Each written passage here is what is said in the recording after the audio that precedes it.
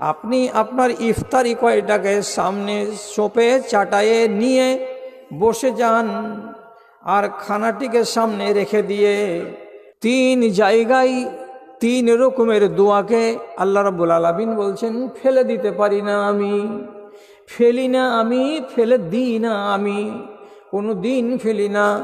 তার ভেতরে একটা বলা হচ্ছে কোথায়, ইনদাল ইফতারে, যখন মাগরিবের টাইম হবে, যখন আপনার ঘড়িতে বলবে এখন কটা বাজছে, তো বলছে 5:40 বাজছে, 5:45 বাজছে, আপনি প্রোগ্রাম সূচি পড়ে রেখেছেন আজকে ইফতার হবে কটাই, তো আপনি জানেন যে আজকে ইফতার হবে 5:52, তাহলে আপনার ইফতার হতে কত দেরি আছে? আর তো মাত্র 6 থেকে 7 মিনিট দেরি আছে।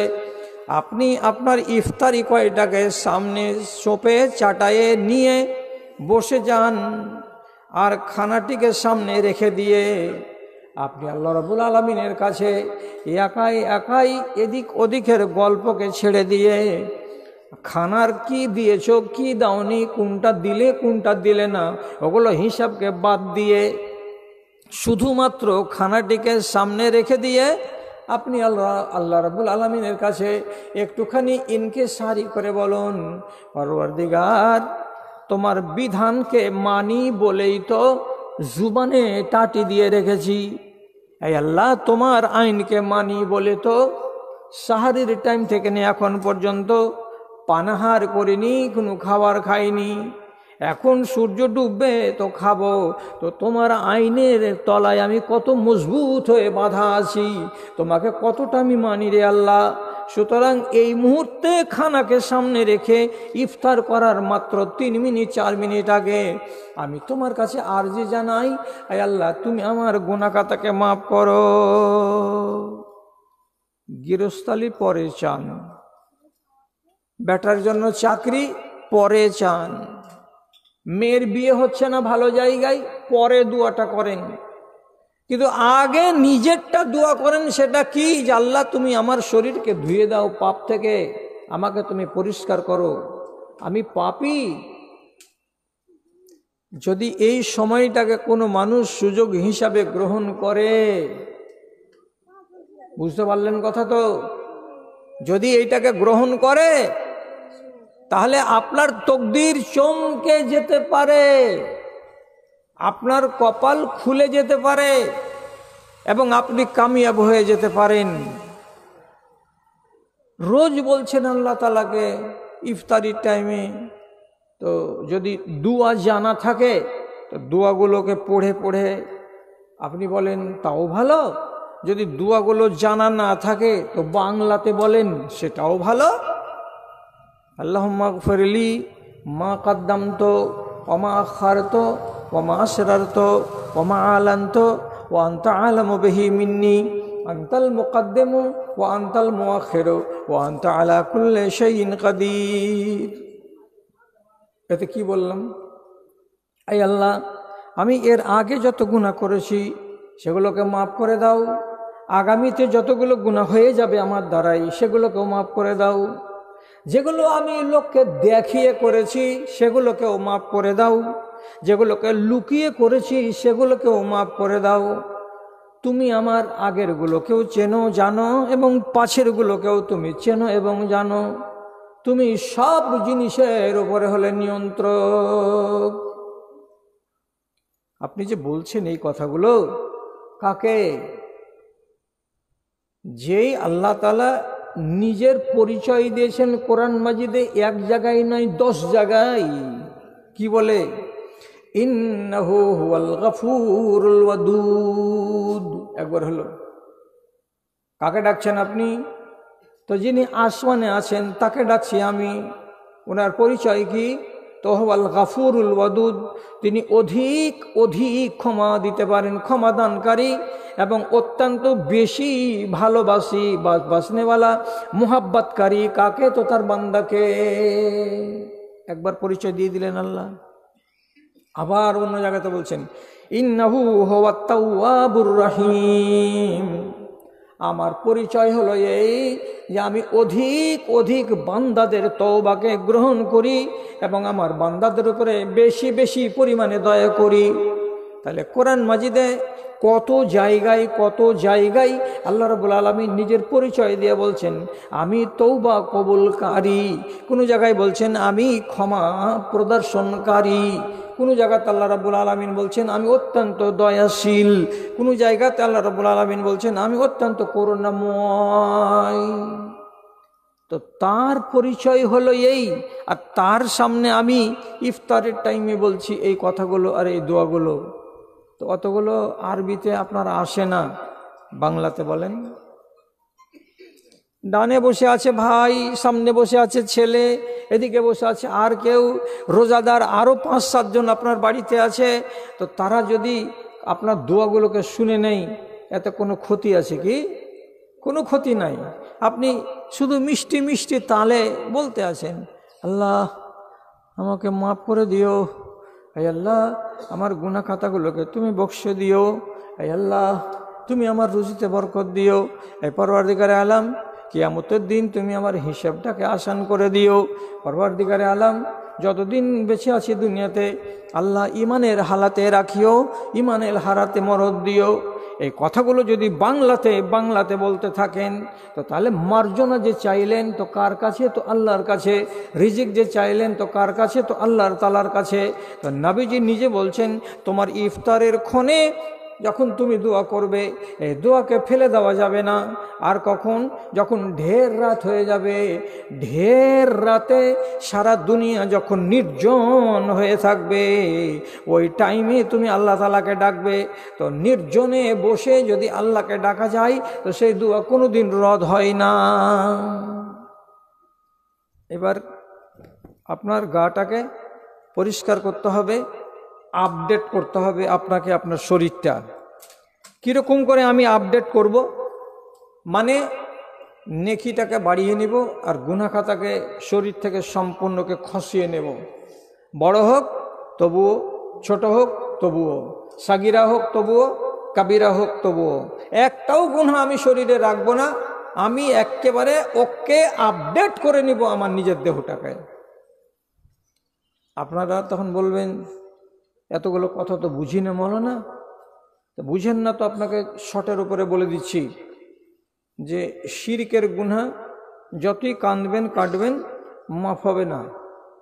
কাউকে যদি মার্ডার করে দিয়ে থাকেন জীবনে তো কাঁদবেন, সেটা আপনার কাজ, আল্লাহ তাআলার ইচ্ছা। কিন্তু ঘোষণা আছে কি বলে? জীবনে মাফ পাওয়া যাবে না। কেন? কোরআনে আল্লাহ বলেই দিয়েছেন মান কাতালা মুমিনান মুতাআম্মিদান ফাজাযাউহু জাহান্নামা খালিদান মুখাল্লাদা। কোনো মানুষ যদি অন্যায় করে কোনো তার ভাইকে হত্যা করে দেয় তাহলে ওই মানুষটা কিয়ামতের দিন ওয়ানাদি ওয়ানন্তকাল ধরে জাহান্নামের আগুনে জ্বলতে থাকবে, তাকে ক্ষমা প্রদর্শন করা হবে না। এই দুটো মাফ হবে না। এরপরে কাবিরা গুনাহ বড় বড় আছে। কি কি কাবিরা গুনাহ বড় আছে? জাদু করা কেউ যদি করে তো এটা কাবিরা গুনাহ, কেউ যদি ব্যভিচার করে তো এটা কাবিরা গুনাহ, কেউ যদি সুদ খায় তো কাবিরা গুনাহ, কেউ যদি মদ খায় তো কাবিরা গুনাহ, কেউ যদি কাউরি ছেলেকে কিংবা মেয়েকে মিথ্যা অপবাদে ফাঁসিয়ে দেয় এটা হলো কাবিরা গুনাহ। কেউ যদি পিতা মাতার সঙ্গে এমন সম্পর্ককে ছেদ করে নেয় যে পিতা বুঝতে পারে না যে এটা আমার বেটা আর বেটা বুঝতে পারে না যে এটা আমার বাবা, এমন দুজনের ভেতরে দূরত্ব বজায় হয়ে আছে, তাহলে এমন সম্পর্ক ছেদ করে নেওয়া কোনো ছেলে যদি থাকে তো এটা হলো কাবিরা গুনাহ। এবং যুদ্ধের ময়দান থেকে কেউ যদি পালিয়ে আসে এটা হলো কাবিরা গুনাহ। এগুলো মাফ হয়ে যাবে, এগুলোকেও আপনি মাফ করেন। তো ছোট থেকে শুরু করেন। গায়ে যদি ছোট ছোট পাপ থাকে তো এগুলোকে আগে ধুয়ে নেন। ছোট পাপ কাকে বলে? আপনি কাউকে গালি দিয়ে দিলেন, হাসতে হাসতে গাল দেওয়া অভ্যাস নেই আমাদের মধ্যে।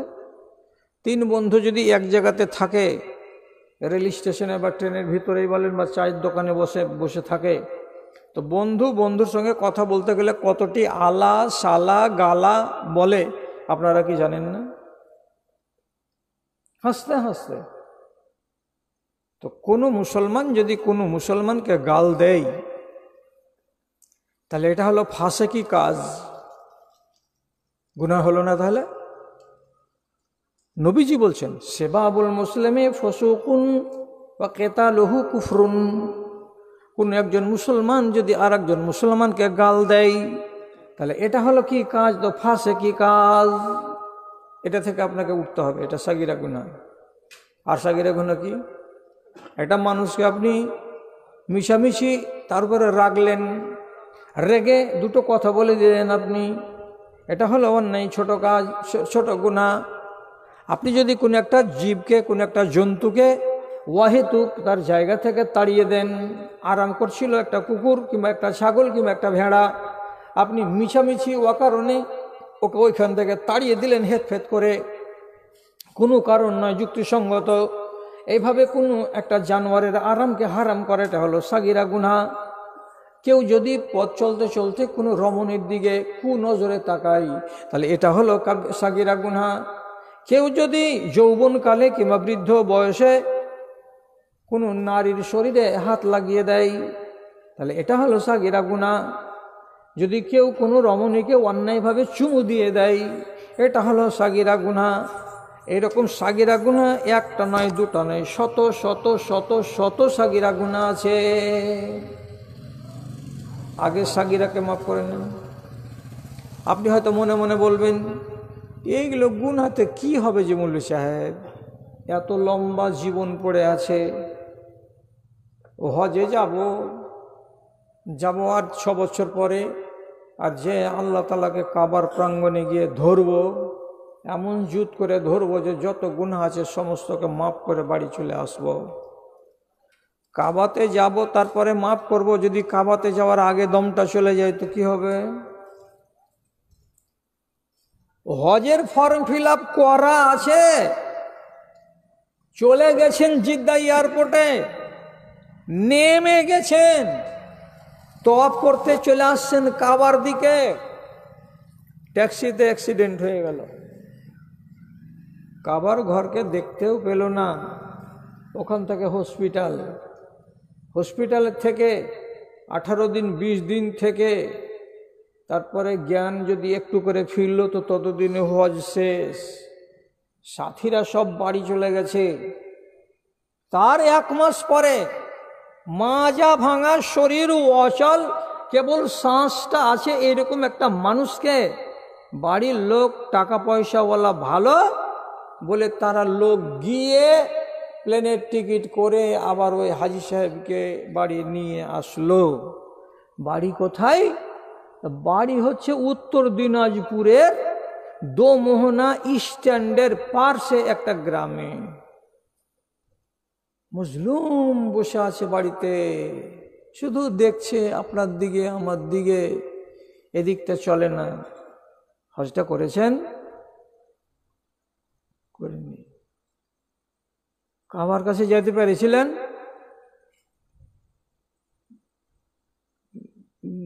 দেখেছি। ঘুরেছিলেন? মনে পড়ে না। হায় হায় হায়, 4 লক্ষ টাকা খরচ হয়ে গেল শুধু হজ পারপাসে, আর আনতে গিয়ে খরচা হয়ে গেল আর 4 লক্ষ টাকা।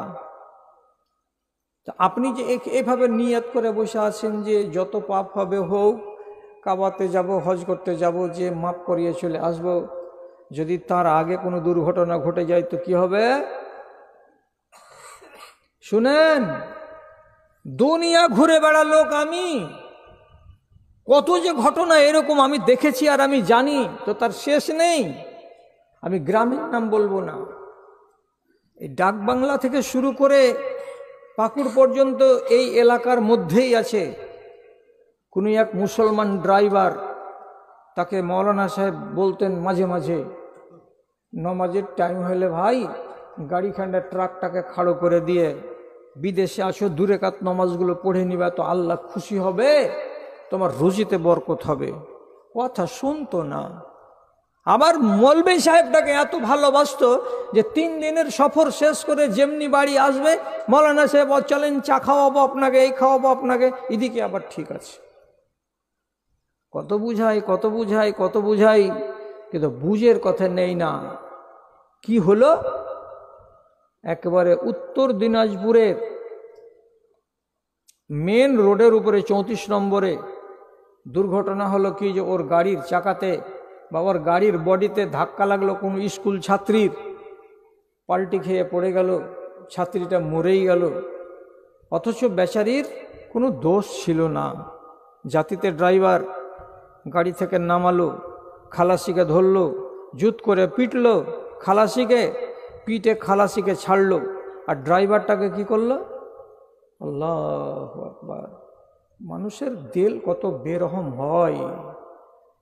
একটা পুরাতন ট্যাক্সির টায়ারকে নিয়ে এলো, আর 2 হাত লম্বা 3 হাত লম্বা একটা তার নিয়ে এলো। ওই তারখানাকে ট্যাক্সির চাকার সঙ্গে পেঁচিয়ে এই ড্রাইভারের শরীরের সঙ্গে বেঁধে দিল, আর দেওয়ার পরে পেট্রোল ঢেলে দিয়ে টায়ারে আগুন লাগিয়ে দিল। আপনি বলেন তো কতক্ষণ মরতে টাইম লাগবে ছেলেটাকে? টায়ারের আগুনকে দেখে জোরে জোরে এদিকে পালায়, কিন্তু টায়ার আগুন নিয়েই তার কাছে আসে। পালিয়ে কোনো কুল কিনারা করা গেল না। চোখের সামনে বাবা হে, ওরে মা রে, ওরে ভাই রে, ওরে দাদা রে, কত যে চিৎকার করলো, পায়ে পড়লো, কেউ দয়া করলো না। ওই বিদেশের মাটিতে আগুনে পুড়ে ছাই হয়ে গেল। নমাজ ধরবো তওবা করব কথাটা মুখেই থেকে গেল, নমাজ ধরা হলো না, তওবা করা হলো না, চলে গেল ওইখানে বিদেশের মাটিতে, শেষ হয়ে গেল। গুনাহ ফেলে রাখতে হয় না। আর আপনারা তো বাংলা ভালো বুঝেন, এই কথাটাকে বুঝেন না যে গোবরের পোকাতে চেরাক নিভাই। কথাটার মানে কি? আগে যুগে যে চিরাগটা জ্বলতো, তো এই চিরাগকে, এত সুন্দর চিরাগটাকে দুপ করে নিভিয়ে দিতে পারে কে? তো গোবরের পোকা। এত বড়টা পোকাটা উঠতে উঠতে ওর উপরে পড়ে গেল, চিরাগটা নিভিয়ে গেল।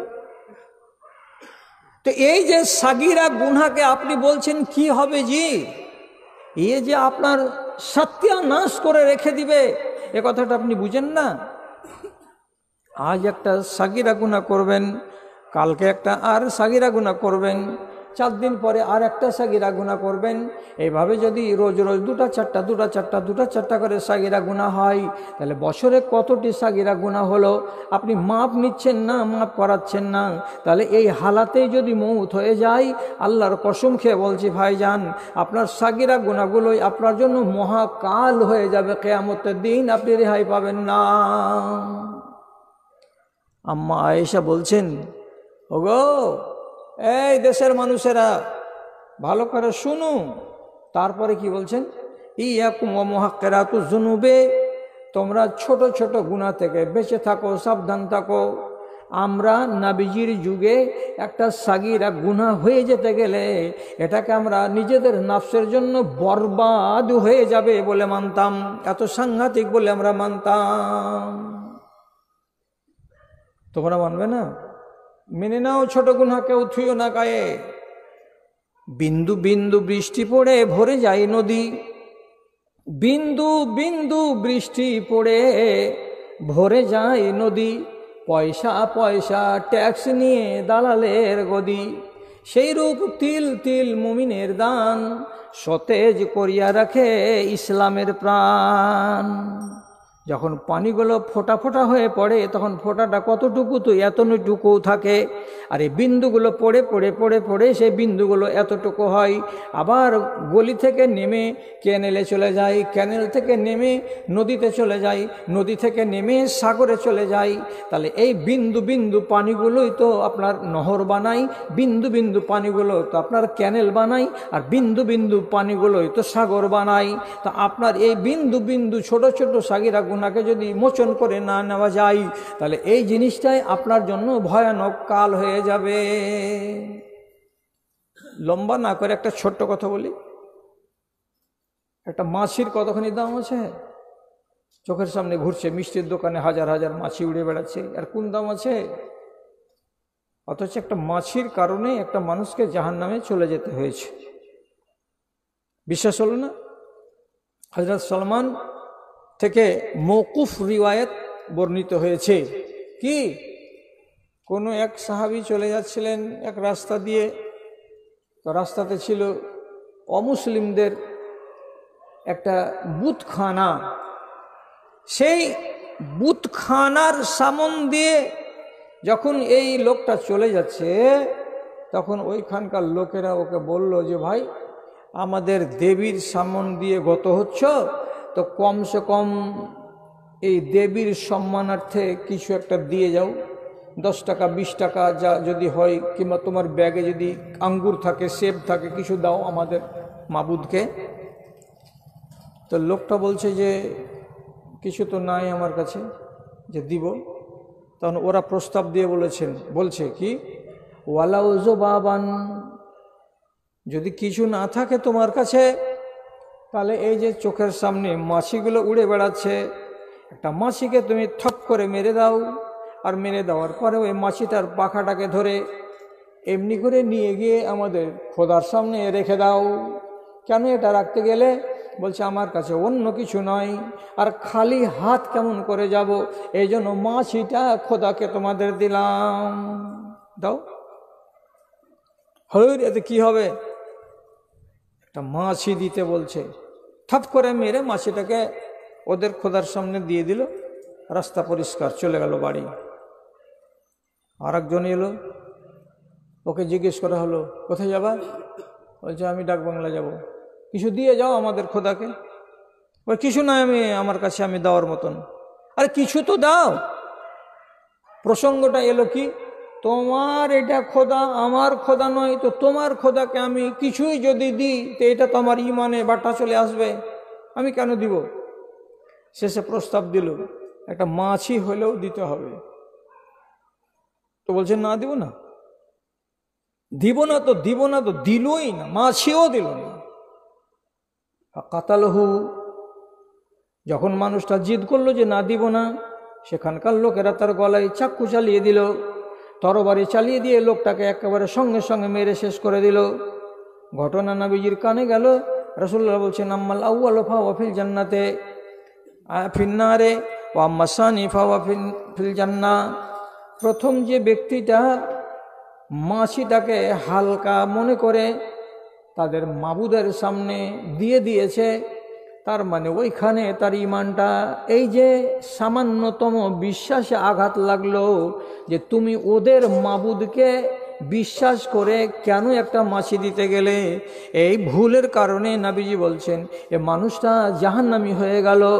আর যেই মানুষটা জেদ করে থেকে গেল তোমার খোদাকে মানি না, তো একটা মাছিও দেব না, ওকে কতল করে দিল, তো এর লোকটা মরা মাত্রই আল্লাহর জান্নাতে চলে গেল।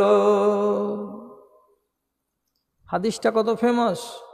একটা লোক মাছির কারণে জান্নাত চলে গেল, আর একটা লোক মাছির কারণেই জাহান্নামে চলে গেল। তাহলে ছোট্ট একটা জিনিস কিন্তু কত বড় সর্বনাশ ডেকে আনতে পারে, এই জিনিসটা আপনাকে দেখাবার জন্যই শুধু আপনাকে হাদিসটা বললাম আর শোনালাম। বসে আছেন কেন? এরকম অপরাধ কত করেছি জীবনে, অথচ আমি রমজান মাস থেকে যদি লাভটা না উঠাতে পারবো কি করে হবে? রাসূলুল্লাহ এক রিওয়ায়াতে বলছেন রাগেমা আনফুহু, আর নাক মাটিতে মিশে যাক। রমজান মাসকে পেলো, পাওয়ার পরে নিজের গুনাহ খাতাকে গা থেকে পরিষ্কার করতে পারলো না।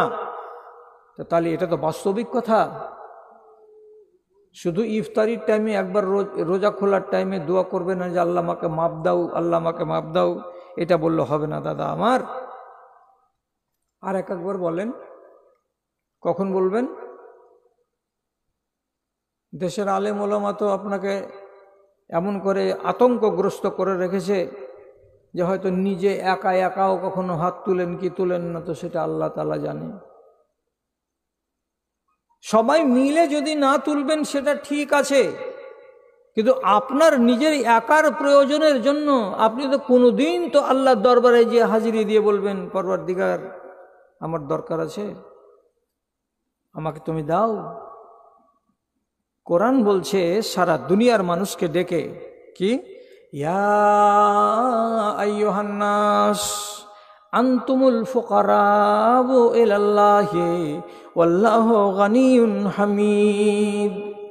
হে দুনিয়ার মানুষেরা, তোমরা যত লোক আছো মুসলমান এবং অমুসলমান সবাই, তোমরা সবাই ফকিরের দল, সব ফকির, আর আল্লাহ একমাত্র ধনী। তো আমাকে যেখানে আল্লাহ রাব্বুল আলামিন বলছেন তোমরা ফকির আর আল্লাহ হলেন ধনী, তো রাজার বাড়িতে গিয়ে খাড়ো হতে গেলে যদি পেটের ভাত মিলে, দানা মিলে, গম মিলে, চাল মিলে, যে মহান আল্লাহ রাব্বুল আলামিন খালেকে কায়নাত, সারা দুনিয়ার যিনি হলেন মালিক, আর তিনার কাছে আমি রিজিক চাইতে যাব তো পাবো না, তিনার কাছে আমি আমার অভাবের কথা বলবো তো পাবো না, তিনার কাছে গিয়ে আমি আমার দুঃখের কথা বলবো তো পাবো না, এই কোন বিশ্বাস নিয়ে বসে আছেন বলেন তো? সাংঘাতিক হাদিস শোনাচ্ছি, যদি সন্দেহ থাকে তো আপনার গ্রামে যেটা ভালো আলেম আছে তাকে দিয়ে সার্টিফাই করিয়ে নেবেন। নবীজি বলছেন, হে পাপী লোকেরা, পাপ করেছো বলে একবারে নিরাশ হয়ে বসে থাকিও না। হে যে কেন? নবী বলছেন, লাউ লাম তুজনিবুনা লায়াতিল্লাহু বিকওমিন ইউজনিবুনা সুম্মা ইস্তাগফিরুনাল্লাহ ফায়াগফিরু লাহুম। কি তোমরা যদি এই টোলার লোক, এই ধুলিয়ান বাজারের লোক কয়টা এমন হয়ে যাও, কেমন? তোমরা জীবনে কোনোদিন চুরিও করবে না, ডাকাতিও করবে না, রাহাজানিও করবে না, নামাজও ছাড়বে না, কোনোই পাপ তোমরা জীবনে করবে না। তোমরা সবাই যদি পরেজগার হয়ে যাও, দিনদার হয়ে যাও, আল্লাহওয়ালা হয়ে যাও, নেককার হয়ে যাও, কোনো একটাও যদি তোমরা পাপ না করো, তাহলে তোমরা মনে মনে বলবে আমরা আল্লাহর পছন্দনীয় বান্দা। কিন্তু আল্লাহ তাআলা বলছেন, না না না, তোমাদের মতো মানুষগুলো আমার কাছে পছন্দনীয় নয়। কেমন উল্টা কথা বলছি যে? পাপও করবে না, অন্যায় করবে না, চুরি ডাকাতি করবে না, রাহাজানি করবে না, শুধু নমাজ রোজা হজ জাকাতে ডুবে থাকবে, ইমান ইমান ইমান ইমান ইমানে পরিপূর্ণ করে রাখবে নিজেকে, একটাও অন্যায় কাজে জড়াবে না। আমার মতো লোক আল্লাহর কাছে প্রিয় হবে না তো কে প্রিয় হবে? আল্লাহ তাআলা বলছেন, তোমরা যদি কেউ পাপ না করো, শুধু ইমানের কাজ করো, দিনদারির কাজ করো, মুত্তাকি হও, পরেজগার হও, দিনদার হও, নবীজি বলছেন তোমাদের সব কটি মানুষকে আল্লাহ রাব্বুল আলামিন শেষ করে দেবেন, নিশ্চিহ্ন করে দেবেন। দেওয়ার পরে লায়াতে বিকওমিন আখার, অন্য একটা সম্প্রদায়কে দুনিয়াতে তৈরি করবেন। আপনাদের বাড়িতে, আপনাদের গ্রামে, আপনাদের এলাকাতে নতুন একগুলো মানুষ তৈরি হবে। আর সে মানুষগুলো কেমন হবে? তো ওরা ভুল করবে, ওরা পাপ করবে, ওরা গুনাহ করবে, আর গুনাহ করার পরে আবার আল্লাহ রাব্বুল আলামিনের কাছে হাত তুলে মাপ চাইবে। আয় আল্লাহ, সোমবারের দিন পাপ করেছি, আজকে বুধবারের দিন তোমার কাছে মাপ চাইছি। তো যারা পাপ করবে আর করার পরে আবার আমার কাছে মাপ চাইবে, ওইগুলো বান্দা হলো আমার কাছে পিয়ারা। তাহলে আপনি কিসের জন্য নিরাশ বসে আছেন? আপনাকে একবার প্রস্তুতি নিতে হবে না? মসজিদে যান, রমজান মাস যাওয়ার আগে আগে, হয় জেনারেল নিয়মে যান। জেনারেল নিয়মটা কি? তারাবি নামাজ পড়েন 8 রাকাত, 3 রাকাত বেতর, বেতরের শেষে মাওলানা সাহেব কুনুত করবেন। কুনুতের দুয়াতে মাওলানা যখন থেমে থেমে থেমে থেমে দোয়া করবেন, আপনি তাতে থেমে থেমে থেমে থেমে মাঝে মাঝে মাঝে মাঝে আমিন আমিন আমিন বলতে থাকবেন। তো ইমাম সাহেব যদি একটু ঢঙের হয় তাহলে সব দোয়া উনি করবেন। কীরকম কীরকম দোয়া করবেন?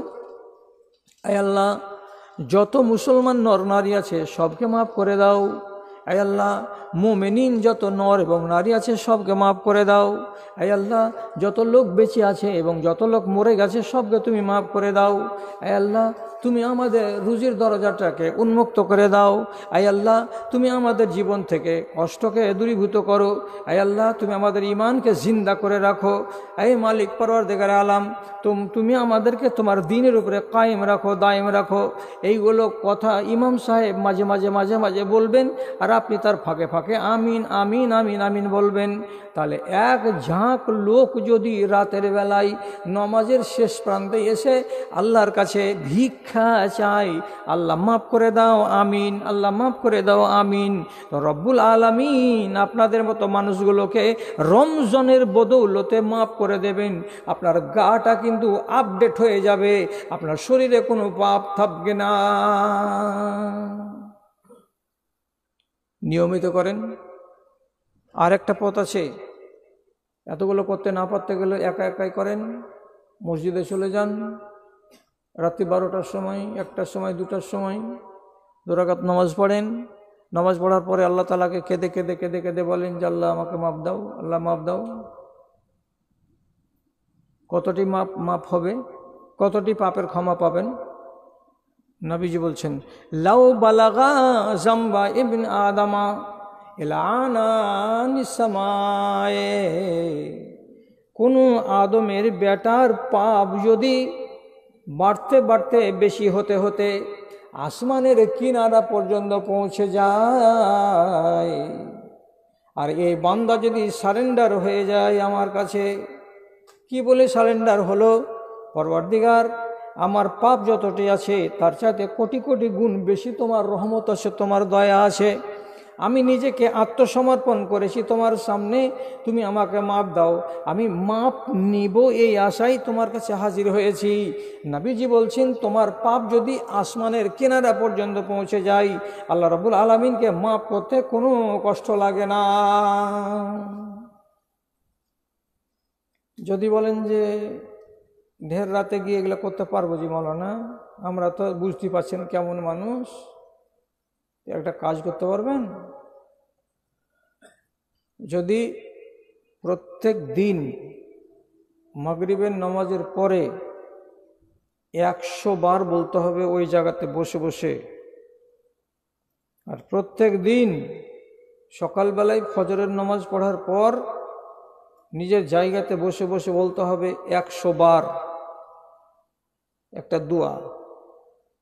এত সোজা আর এত সরল, আমি এখানে যদি 3 বার আপনাকে বলি তো মুখস্থ হয়ে যাবে। এই দোয়াটা কবার পড়তে হবে? 100 বার। সুবহানাল্লাহি ওয়া বিহামদিহি সুবহানাল্লাহিল আযীম। ভারী লাগছে কি? হালকা। সুবহানাল্লাহি ওয়া বিহামদিহি সুবহানাল্লাহিল আযীম।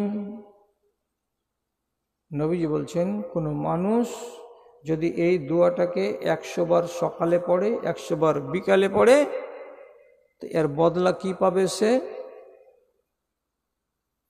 তার বদলা হলো এই যে ও দুনিয়ার মানুষেরা সমুদ্রের কিনারায় জোরে জোরে ঢেউ চলে যখন, তখন ফেনা জমে, তো যে কিনারাগুলোতে ফেনাগুলো জমে, তোমরা কি জীবনে কোনো দিন দেখেছো যে ফেনা কতটুকু জমে নদী সমুদ্রের কিনারায়?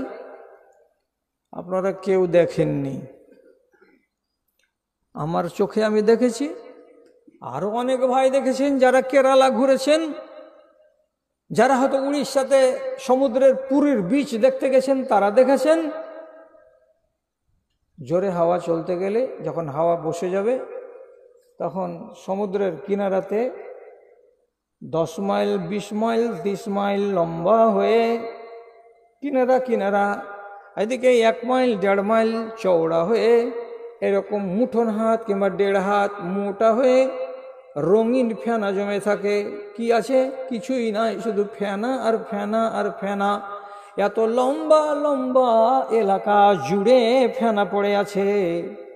তো এতগুলো ফেনার সমান যদি আপনার গুনাহ হয়, আমার গুনাহ হয়, তো নবী করিম সাল্লাল্লাহু আলাইহি সাল্লাম বলছেন, তোমার ওই সমুদ্রের ফেনার সমান যদি গুনাহ হয়, তো এই দুয়াটি বলতে গেলে ওতে ফিটকিরি ফেলে দিতে গেলে যেমন নিমেষেই ফেনা শেষ হয়ে যায়, ওই রকম ওইটা দোয়া বলতে গেলে তোমার শরীরের সমস্ত গুনাহগুলো ফিটকিরিতে ধুয়ে মুছে সাফ করে দেবে, একটা কিঞ্চিত পরিমাণে পাপ থাকবে না।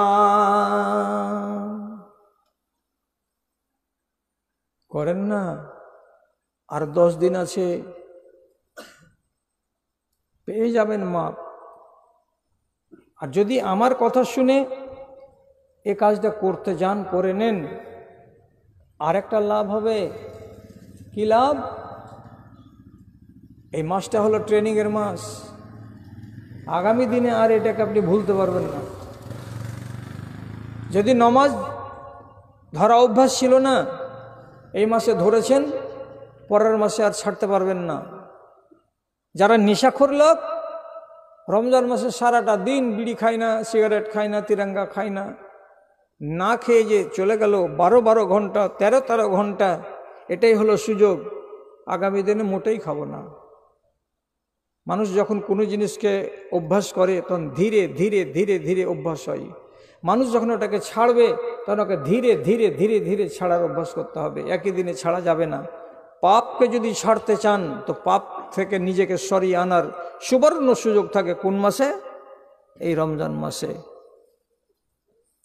আর শেষ কথা আজকের মতো আপনাকে একটা হাদিস শোনাচ্ছি, আর শুনিয়ে দেওয়ার পরে আপনার মনের ভেতরে যদি তৃপ্তি আসে তাহলে আমি আনন্দিত হব যে হ্যাঁ, এ কথাটা আপনারা গ্রহণ করলেন। সেটা কি?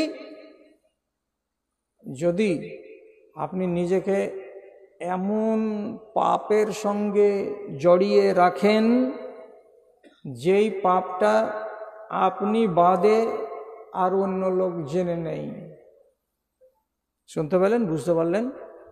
আপনি এমন একটা পাপ করছেন যেই পাপটা আপনাকে বাদ দিয়ে অন্য লোকও জেনে নিচ্ছে। যেই সুলাইমান বা আব্দুর রহিম বা নুরুল ইসলাম আমাদের টোলার এই পাপটা করে, তো আপনার পাপ অন্য লোক যদি জেনে নেই তাহলে জানতে হবে যে আপনি উদাসীন। পাপ যদি কেউ করে তো পাপের নেচার হলো চুরি করে করা, লোককে দেখিয়ে করা নয়।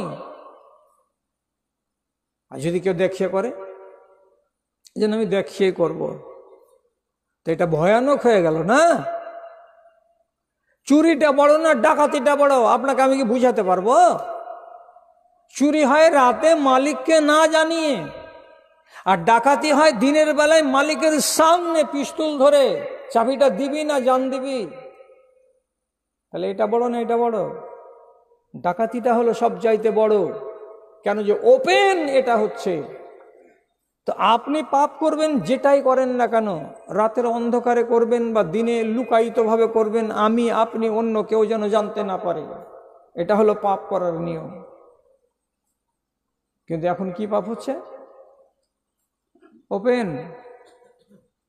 কিংবা রাতের বেলায় পাপ করছে, দিনের বেলায় বলে দিচ্ছে বন্ধুকে, সাথীকে, চায়ের দোকানে গিয়ে, জানিস কালকে গেছিলাম অমুক জায়গায়, হিসাব কিতাবটা করেই ফেলেছি রে। আপনি রসের গল্প তুলে দিলেন, যেটা একদম হারামি কাজ। কেন বলতে গেলেন এই বন্ধুগুলোর সামনে যারা রাতের বেলায় ছিল না ওই কাণ্ড যখন আপনি করেন? তখন কি আপনাকে হাদিস শোনাবো? একটা কথা, একদম ভালো কথা বলছি, সহি হাদিস বলছি আপনাকে। ইন্নাল্লাহ তাবারাক ওয়া তাআলা ইউদনি ইলা আবদিহি ইয়াউমাল কিয়ামাতে। কিয়ামতের দিন আল্লাহ রাব্বুল আলামিন তার একটা কোনো বান্দার কাছে এগিয়ে আসবেন, এসে ফায়াজাও ইয়াদাহু আলা কানাফিহি, তার মাথার উপরে, তার ঘাড়ের উপরে আল্লাহ তাআলা এইরকম করে নিজের হাত দুটাকে দিয়ে তাকে সুন্দর করে ঢেকে দেবেন, যাতে বাইরের কোনো লোক দেখতে না পায়। হেলমেট যেমন মাথায় দিয়ে দিলে গেলে মাথা চারিদিক ঘেরা পড়ে গেল, ঢাকা পড়ে গেল, ঠিক ওই রকমই আল্লাহ তাআলা কিয়ামতের দিন একটা ছেলের কাছে এসে তার ঘাড়ের উপরে এমনি করে হাতটাকে চাপিয়ে দিয়ে ওকে ঘেরে নিলেন। আপনি দেখতে পাচ্ছেন না, কিন্তু অন্য কেউ দেখতে পাচ্ছে না কি হচ্ছে এই ঢাকনির তলাতে। তারপর আল্লাহ রাব্বুল আলামিন ফায়াতি বিকিতাবিহি, ওই ছেলেটার আমল নামাটাকে এই ঢাকনার তলাতে এইরকম করে চুপচাপ তার সামনে তুলে ধরবেন। ধরার পরে বলবেন, বান্দারে, এটা হলো তোমার আমল নামা, এইটাই হলো তোমার দলিল দস্তাবেজ যা তুমি দুনিয়াতে করেছিলে। আমার ফারিস্তারা রেকর্ড করেছিল দিনে এবং রাতে। এবার এই জিনিসটাই তোমার সামনে আমি এনেছি। একটা আল্লাহ তাআলা দেখে বলছেন, কোনো একটা আমল নামার একটা আমলকে দেখে বলছেন, হাল ফাআলতা যালিকা ইয়া আবদি। একেবারে লাল টিক টিক টিক টিক করে জ্বলছে গুনাহটা। কি? তো যখন তোমার বয়স 24 বছর ছিল, তখন তুমি এই কলেজের পিছন দিকে জঙ্গলের কাছে কোনো একজন নারীর সঙ্গে বসে বসে গল্প করছিলে। তার ঘাড়ে তুমি হাত চাপিয়ে রেখেছিলে এবং তুমি তাকে আলিঙ্গন করছিলে। এই যে আমলটা লেখা আছে, বলো তো বান্দা, এই কাজটা তুমি করেছিলে না করো নাই? বলছি যেমন এটা বলবেন আল্লাহ তাআলা, তখন মুখ ঝুঁকে বলবেন, নাম ইয়া রাব্বে, হ্যাঁ আল্লাহ, এই কাজটা আমি করেছি।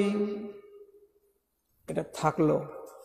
এবার আল্লাহ তাআলা আর একটা বাহির করবেন। বাহির করে এবার বলছেন, হেরে বান্দা, এই দেখতো, এই যে এখানে একটা নেকি দেখতে পাওয়া যাচ্ছে, বলো তো এই নেকিটা যেদিন তোমার বয়স 30 বছর ছিল, তখন তুমি কি অমুক জায়গায় জালসা শুনতে গিয়ে এই নেকিটা করেছিলে কি না? তখন বলবে, জি হ্যাঁ আল্লাহ তাআলা, এই নেকিটা আমি করেছিলাম। আল্লাহ বলবেন, তোমার নেকিটাকে আমি দেখো সুন্দর করে সাজিয়ে রেখেছি। নেকি যখন দেখছে তখন প্রাণটা জুড়িয়ে যাচ্ছে।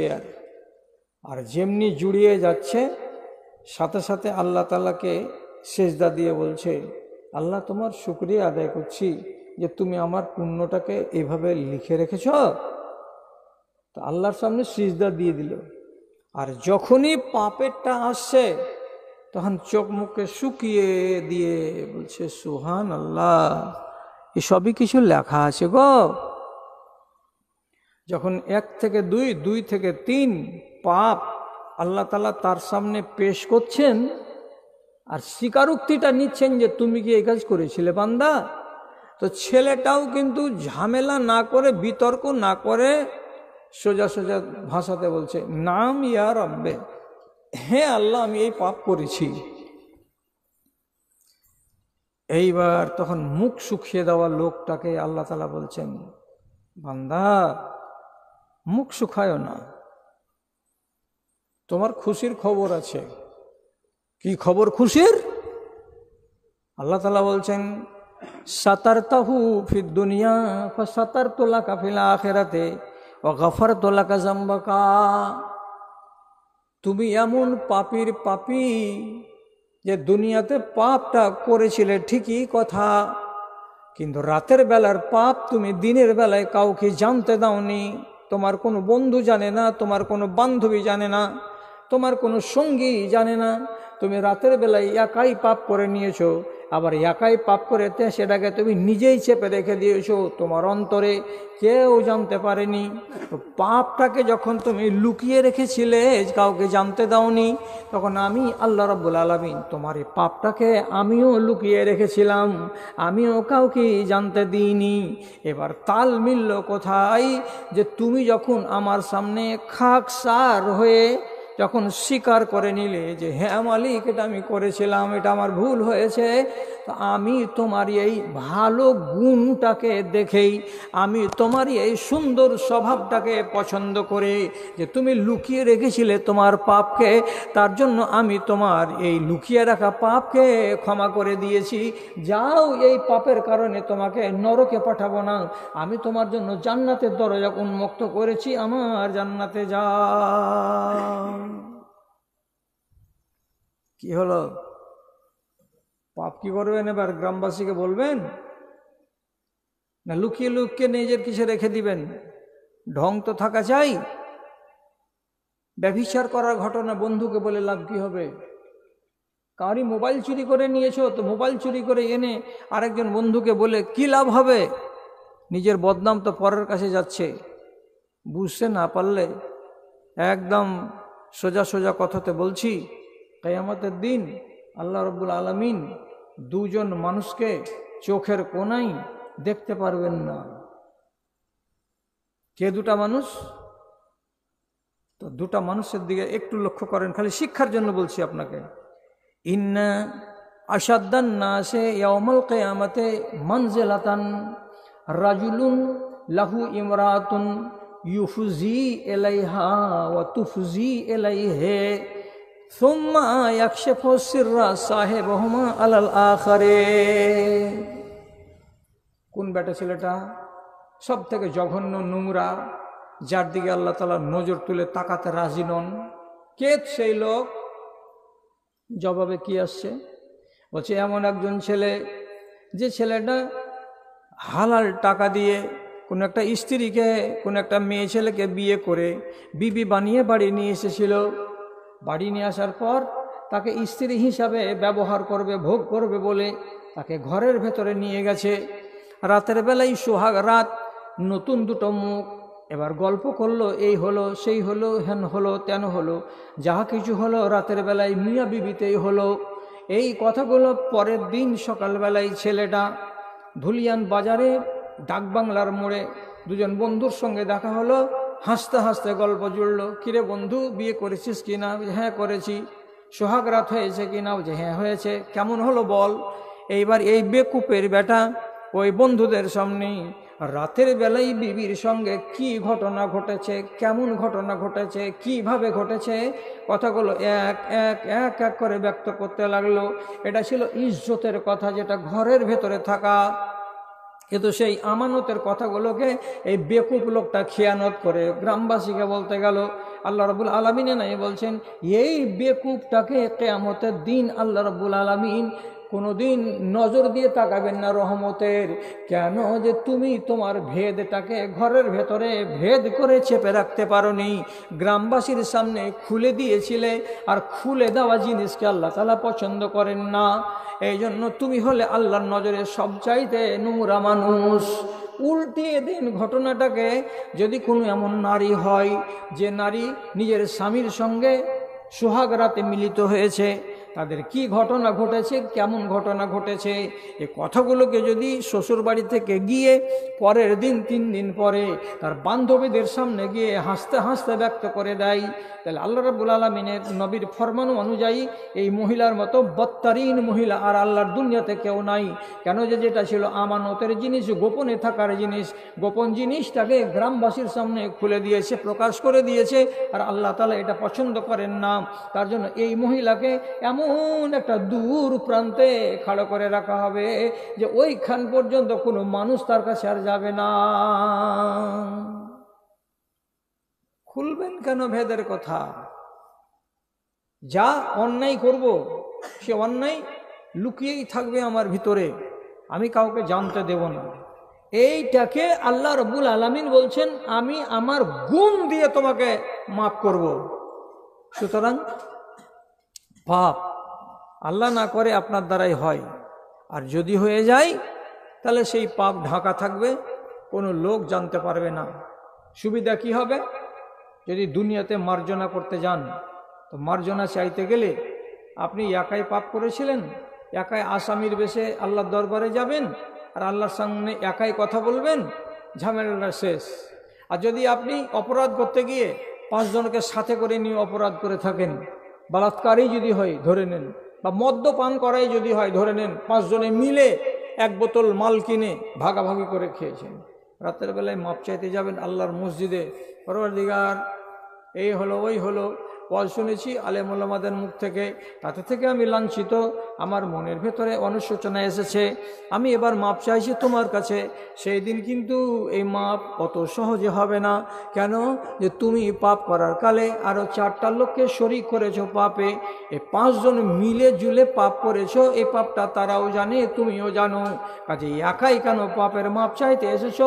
যতক্ষণ পর্যন্ত সঙ্গবদ্ধভাবে যে পাপটা করেছিলে যতগুলো সাথীকে নিয়ে, ওরাকে নিয়ে হাজির হও, একসঙ্গে যখন আত্মসমর্পণ করবে তখন তোমাদের মাপ দেওয়া হবে, নচেত মাপ দেওয়া হবে না। আপনি বলুন তো, আপনি মাপ নেওয়ার জন্য রাজি আছেন? আর বাকি 4টা বন্ধুকে যদি বলেন, ও ভাই সোলেমান, ও ভাই ইজাবুল হক, আজকে রাত্রের বেলায় আল্লাহর দরবারে যাব, আর আমরা ওই 5 জন মিলে মাপ চাইব। কিসের মাপ? তো গত বছর 1 জানুয়ারিতে যেটা পাপ করেছিলাম তারই মাপ। এরা 3 জনই বলবে, 4 জনই বলবে, মারবো শালা গালে একটা চড়, ফাইলামি করার জায়গা পাচ্ছিস না, তুই মাপ সাহাবি চাহাগা, আমাদের এখন ওইগুলো করার সময় হয়নি। আসবে? আপনি ডাকবেন, ওকে চল না একসঙ্গে মাপ করাবো, আসবে? কেউ আসবে না। তাহলে গেল কোথায়? সুতরাং শেষ কথা, শিরিকের গুনাহ মাফ হবে না, মার্ডারের গুনাহ মাফ হবে না, সাগিরা গুনাহ যত আছে জিকির আজকার করলে মাফ হয়ে যাবে, কাবিরা গুনাহ যত আছে একটু বেশি মশলা পোড়ান যদি মাফ হয়ে যাবে। আর যদি লোককে সিনা ফুলিয়ে গায়ে জোরে দেখিয়ে পাপ করে বেড়ান, তাহলে এই পাপটাকে আরবি ভাষাতে বলা হয় পাপীকে মুজাহির, মানে কি ওপেন পাপী, এই যেন তেন পাপী নয়, ডন। একে মাপ দেওয়া হবে না। সহিহ হাদিসে লেখা আছে, কুল্লু উম্মতি মুআফান ইল্লাল মুজাহিরিন, সকল উম্মতিকে মাপ দেওয়া হবে, কিন্তু যারা ওপেন গুনাহ করে, খোলাখুলি গুনাহ করে, চ্যালেঞ্জ করে গুনাহ করে, এইরকম ডনদেরকে মাপ করা হবে না। তাহলে গুনাহ মাপ হবে না, তার তালিকাতে টোটাল কটা ঢুকলো? 3টা। আমরা তো শিরিক করি না আলহামদুলিল্লাহ, মার্ডার তো করি না আলহামদুলিল্লাহ। যদি এটা থাকে, এইটা যদি থাকে ওপেন গুনাহ করাটা, এরপর থেকে যেন না হয়, এটা আপনাদের কাছে আমার অনুরোধ থাকলো। এবার কথাটা হলো এই যে মুর্শিদাবাদের বাজারে এর আগে আমি যত জালসা করেছি, এইবারের জালসাগুলো একটু রং আলাদা লাগছে, কেন তো বুঝতে পারি না। এর আগে একটা এসেছিলাম বরতলা, বরতলা না বরবনাজি, বরগাছি, বরগাছি, দেখলাম লোক নাই। আজকে এখানে এসে দেখছি যত বড় পালটা টাঙানো আছে, পাল বরাবর লোক নাই। তো কেন নাই, তো সেটা আল্লাহ জানে। টাইম কিন্তু যথেষ্ট আপনারা দিলেন, আর আমিও চুপচাপ এখানে বসে বসে বসে বসে স্থির মনে আপনাকে 1.5 ঘন্টা কথা আমি শুনিয়ে দিলাম। তো আমার শোনানোটা আপনার যদি মঙ্গল বয়ে আনে, তো এটা হলো আনন্দের কথা। যতটি কথা শুনলেন কথাটির প্রতি শ্রদ্ধাশীল হন, রমজানকে কাজে লাগান, আপনি সৌভাগ্যবান হন, এটা হচ্ছে আমার দোয়া। এবার মজলিসকে আমি শেষ করছি, কেন যে আমাকে বাড়ি গিয়ে আবার সাহারি খেতে হবে, আমার ট্রেনের টাইম হয়ে আসলো। তো মসজিদের নামে জালসাতে যদি কোনো ভাই কিছু দিতে চান তো চটপট দিয়ে দেন, চটপট দিয়ে দেন। এখান থেকেই নামবো আর এখান থেকেই উড়ে যাব স্ট্যান্ডে, মানে মাপা টাইম আছে আমার কাছে। তো উঠে আসেন কে কি দিবেন। আর যদি হ্যাঁ, রমজান মাসের একটা কথা বলি, ফরজ রোজাকে বাদ দিয়ে নফল রোজাও আছে অনেক রকমের। তো জীবনের সব বেলাকে একবার করে দেখতে হবে যেগুলো নফল। তো নফল কত রকমের রোজা আছে নফল, এই বিষয়ে আপনাকে একটুখানি জ্ঞান দেওয়ার জন্য, যারা রোজাদার ওরা জান্নাতে যাবে, জান্নাতটার নাম হলো রাইয়ান, গেটের নাম রাইয়ান। তো 100 পাতার একটা বই আছে, বইটার নাম হলো জান্নাতের একটি ভিআইপি গেট রাইয়ান। মাত্র রমজান